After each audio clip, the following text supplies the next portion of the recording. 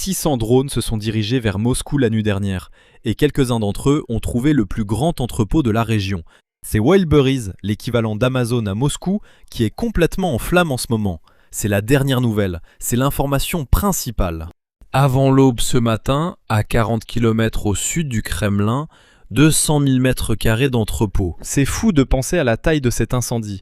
Il s'est élevé en une colonne de fumée noire visible à des centaines de kilomètres à la ronde. Et la chose qui a provoqué ça depuis l'Ukraine a coûté à peu près le prix d'un pick-up. Nous sommes le 16 août tout le monde, bienvenue dans la vidéo. Aujourd'hui, nous allons parler des drones qui ont mené cette mission. 4 types de drones ukrainiens peuvent maintenant atteindre plus de 1000 miles en Russie. C'est pourquoi ce centre logistique, et non une autre base de bombardiers, a été visé. Moscou a passé pratiquement toute la nuit à se demander « Attendez, est-ce que ça veut dire qu'on ne peut plus avoir la livraison en 2 jours ?» Mais l'incendie de l'entrepôt n'était pas la seule chose. Nous allons explorer toute la mission là-bas. Mais aussi aujourd'hui, dans la section Tour d'horizon mondial, un pilote du corps des Marines s'approche des adjoints du shérif et leur dit que son F-18 est fichu. Nous allons couvrir tout ce que je sais sur cette situation. Le compte à rebours de 60 jours de l'Iran se termine demain matin. Nous verrons ce qui va se passer. Un nouveau conflit va-t-il éclater? Je vous tiendrai au courant de toute la rhétorique que nous entendons. Ensuite, un F-16 turc a frôlé la cime des arbres à basse altitude. Nous allons couvrir cette situation. Je vais examiner toutes ces images. 2 de ces incidents ont fini avec un pilote fuyant une boule de feu. L'un d'eux s'est terminé sur la possibilité que l'Iran ne contrôle peut-être pas la voie navigable dont il se sert pour faire du chantage tous les jours. Passons aux chiffres. Entre samedi soir et 6h30 ce matin, 600 drones ont volé en direction de Moscou, frappant des cibles dans la région. Selon le propre maire de Moscou, 201 ont été abattus au-dessus de la région elle-même.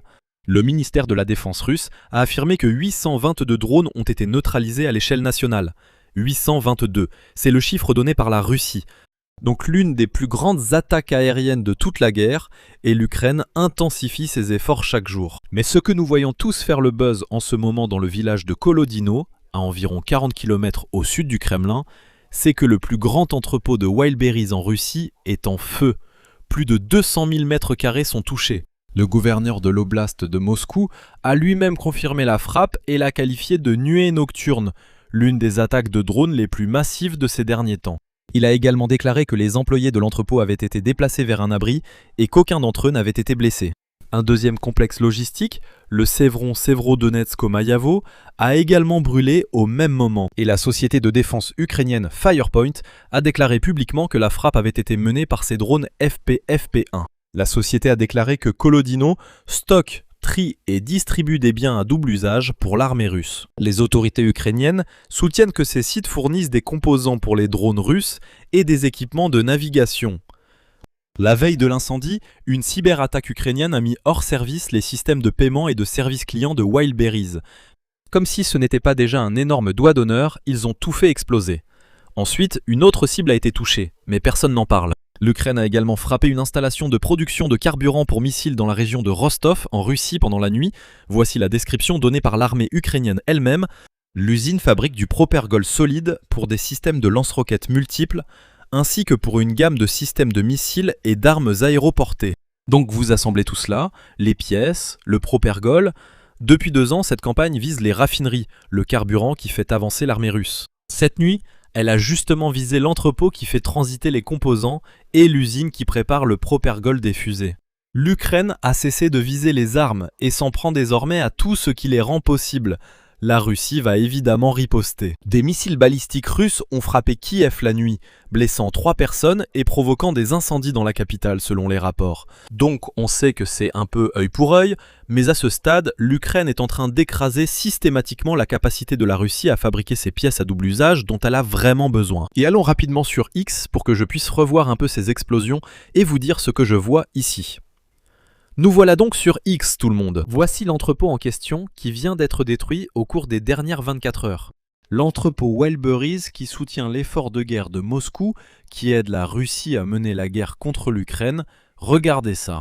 Des drones FP1 et d'autres moyens se sont associés pour détruire ce centre logistique et d'approvisionnement. Cela a mis la Russie en état de panique totale. À quel point cette explosion est énorme, c'est incroyablement impressionnant qu'avec des drones, l'Ukraine puisse enflammer quelque chose d'aussi grand. Je veux dire, c'est un entrepôt immense. On parle de centaines de milliers de pieds carrés. Imaginez les plus grands entrepôts Amazon que vous ayez vus. L'Ukraine vient tout juste de l'incendier méthodiquement au cours des dernières 24 heures. On ne prend plus du tout de gants contre le ravitaillement et la logistique de la Russie, avec Wildberries comme l'une des principales cibles récemment, que l'Ukraine est en train d'écraser à l'intérieur même de la Russie.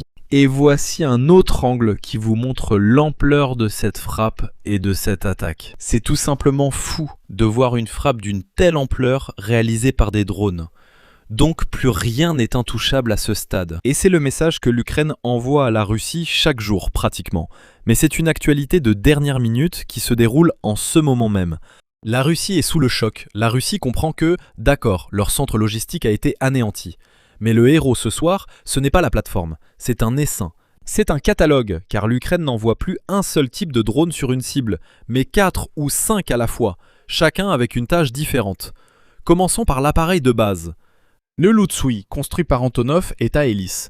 Il ressemble vaguement à un Bayraktar turc jusqu'à ce qu'on y regarde de plus près.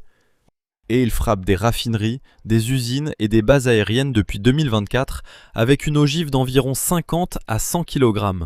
Ensuite, le Firepoint FP1, celui qui a été la vedette du spectacle hier soir. Environ 55 000 $ l'unité, 1600 km de portée, soit environ 800 miles, une ogive modulaire de 60 à 120 kg à fragmentation ou à charge creuse selon la cible. Matériaux absorbant les ondes radar sur la cellule. Ce truc est très avancé. Guidage inertiel et par satellite avec système anti-brouillage intégré. Et l'Ukraine en a fabriqué plus de 5000. Je veux dire, c'est complètement fou. La production est passée de 30 par mois à plus de 100 par jour. Et puis le spécialiste, le bobber, vole de 800 à 1600 km et remet le contrôle à un opérateur humain pour le dernier tronçon via une liaison satellite, ce qui signifie qu'il peut toucher une cible qui a bougé après la planification de la mission, ce qui est tout simplement énorme. Et puis le Peklo, c'est l'enfer en ukrainien. C'est un drone à réaction qui atteint 480 km/h lancé depuis l'arrière d'un camion, sans piste, sans infrastructure fixe. Ce sont toutes des données issues de sources ouvertes aussi, donc c'est probablement bien meilleur que ça. Voici pourquoi c'est un essaim, pas un simple raid. Il vole bas, utilise le terrain, mêle l'heure et ogive réelle. Le défenseur doit donc traiter chaque signal comme une menace. Et ils arrivent en nombre, entre 100 et 200 à la fois. Le but n'est pas de vaincre les défenses aériennes. Le but, c'est de forcer les défenses aériennes à faire un choix. Et c'est exactement ce que l'Ukraine a réussi à faire contre la Russie. Chaque écho-radar fait douter l'opérateur russe. Et la Russie ne dispose que d'un nombre limité d'intercepteurs. Donc il faut décider lequel cibler réellement avec le missile intercepteur. C'est un calcul que la Russie ne veut pas avoir à faire. Et l'Ukraine le sait très bien.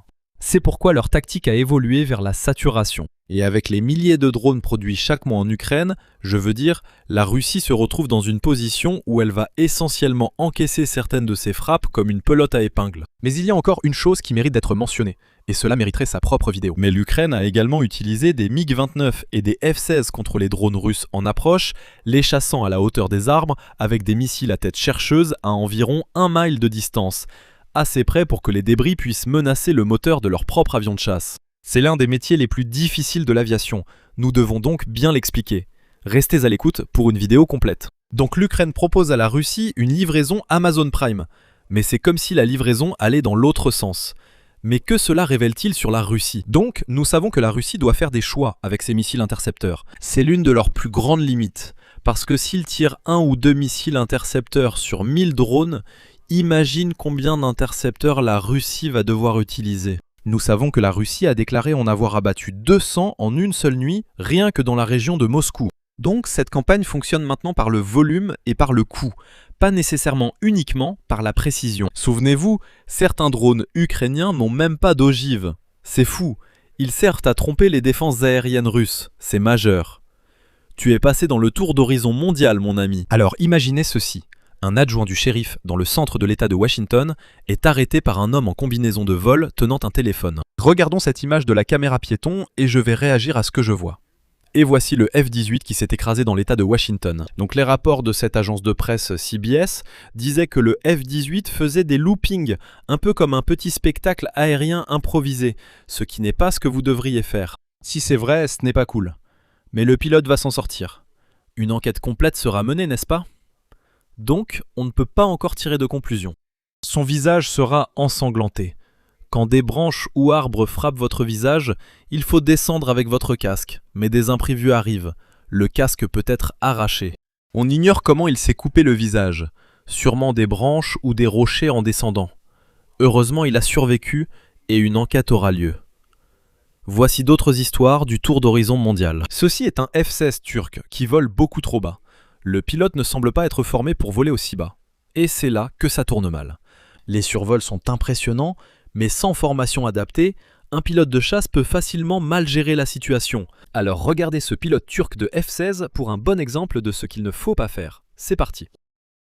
Il vole beaucoup trop bas. Il remonte à la dernière seconde, racle ses réservoirs. Les réservoirs explosent. Oui, ces réservoirs explosent et déclenchent un incendie majeur. Cela aurait pu gravement blesser la famille marchant près de la route. D'après ce que j'ai lu, le pilote va remonter puis s'éjecter. Mais décoller aussi bas est inexcusable. Tu n'es pas formé pour ça, tu n'es ni un Blue Angel, ni un Thunderbird. Ne fais donc pas ce pourquoi tu n'es pas préparé. C'est la principale leçon ici. Heureusement, le pilote va bien malgré les dégâts. Ce gros incendie a failli toucher une famille. Dieu merci, ce Marine s'en est sorti. Une enquête complète sera menée. Si des loopings sur de la musique ont eu lieu de façon inappropriée, ce sera un point clé de l'enquête. Et ça me rappelle qu'il faut se concentrer sur les pilotes de chasse qui font ce genre de manœuvre. Ils sont formés pour ça. Il faut être formé pour ça, non? On ne peut pas improviser un spectacle aérien, ni voler à basse altitude sans formation.